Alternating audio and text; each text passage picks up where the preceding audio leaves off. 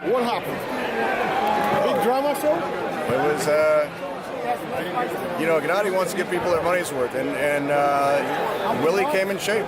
You saw at the open workout, you saw at the weigh-in, he was in tremendous condition. And the way he was able to take Gennady's punches and survive, basically, for 6 rounds, it was tremendous. It was a testament to his will to compete, and he kept getting up. And Gennady was slowly, after the second round, slowly chipping away, and then he just, it was too much for him after that. But there is no problem with getting hit, because when you have an offensive style like Gennady has, you get hit. I mean, this is normal. But what did you see in the second round? Let's go back this time. Well, Gennady sets a lot of traps, and he's one of the best at cutting off the ring. Monroe is a very defensive fighter. That's why Gennady had chosen him, because he knew it would be a difficult style for him. He knew he wasn't going to stand in front of him. If someone stands in front of Gennady, it's not going to go more than 2 or 3 rounds. And Monroe, you got to give Willie a lot of credit with his speed, his ability to survive and to box.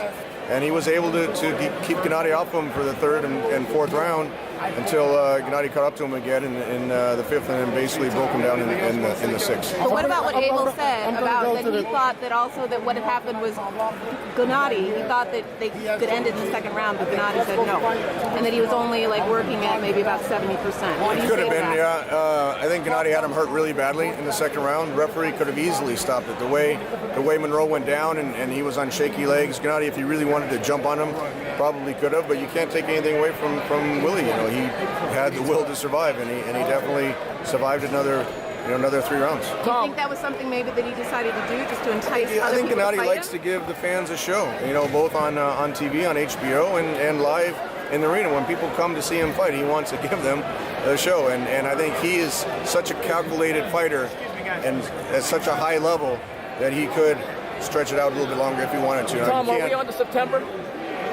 We'd like to plan the next fight in September, absolutely. Now, Cotto Canelo, are you kind of expecting that to happen, so you guys have to make arrangements with WBC?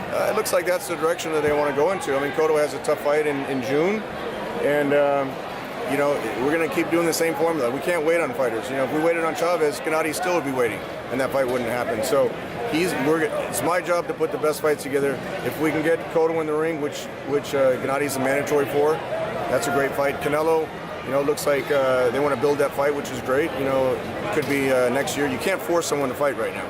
So we're going to keep doing what we're doing. You see how the crowd reacts. The crowd reacts because they like Gennady's style. They like the fact that he's fan-friendly. They like the fact that he fights often. He's a people champion, and the people come out to see Gennady regardless of who he fights. Would you come back to L.A.? Oh, absolutely. LA is great. We'd like to explore Texas. We'd like to explore Las Vegas. I'd like to go back internationally again. So it just really depends on the opponent, really depends on the location and the date, but September is the target date. So with Andre Ward, would that be probably the least favorable fight? Because Andre Ward, it's not exactly a fan-pleasing style, and also he's a bit bigger. It's not so much that. I mean, Andre's a great boxer. It's just, he's got his comeback fight now. He's been out of the ring for a while.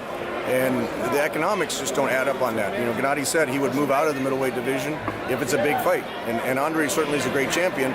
It's just the chemistry's not there yet for a pay-per-view fight. That's nothing against Andre or Gennady. It's just neither one of them has fought on pay-per-view. But Gennady, you look at the attendance here. You see what he does for the attendance, for his TV ratings, for his marketing. And he's one of the most marketable boxers in the sport right now. What do you think about Froch, we've already asked for that fight. I mean, Carl, look, Gennady put in over 12,000 people in the seats here. I mean, Carl Froch had 80,000 people in Wembley Stadium last year. So there's no question that would be a tremendous fight. I've told Eddie Hearn many times that Gennady would move to 168 and fight him, but Carl seems, I don't know, he seems he's not committed whether he's going to fight again or whether he's going to retire, but that would be a great fight as well. What about Ward and Golovkin on a doubleheader? That would be a good fight too, but I don't think the economics work. It certainly wouldn't work on a regular doubleheader from HBO. So it's just you can't force a fight to happen. I mean Andre's going to want a lot of money and Gennady's going to want a lot of money, and the only way that fight would happen is on a pay-per-view. What about if they fought 2 different opponents on the same night? Yeah, that's what I meant. On the same show. I mean, again, Andre's going to economics, if it's not a pay-per-view show, wouldn't be there to whatever Andre's going to want on his side, and then Gennady. I mean, look at Gennady, the main event. Look how many seats he sold. I mean, Gennady sold out. He broke all the records at the StubHub Center. This is the biggest fight in California now for years. So it's a testament to his marketability. I don't know if you can build that fight on having both guys on the same show. Again, the economics just don't work on it. With Cotto and Canelo likely out, though, I mean, which way do you look for September? The best guy that's available to fight him. You know, he's gonna. Gennady just wants to unify all the titles in the middleweight division. That's his first priority. If there's a mega fight, you know, he would move down, like you said, to fight Floyd. He's not calling Floyd out, but that's certainly the biggest fight there. Or he'd move up if it's a huge fight. The Andre Ward fight, it's a great fight, but you know, it's economically, it's not there yet. So like Andy Lee might be the most realistic option. Andy Lee would be a great option too. He's a WBO champion. You know, he had a draw with Peter Cullen in his last fight, and that's a step to unifying all the titles.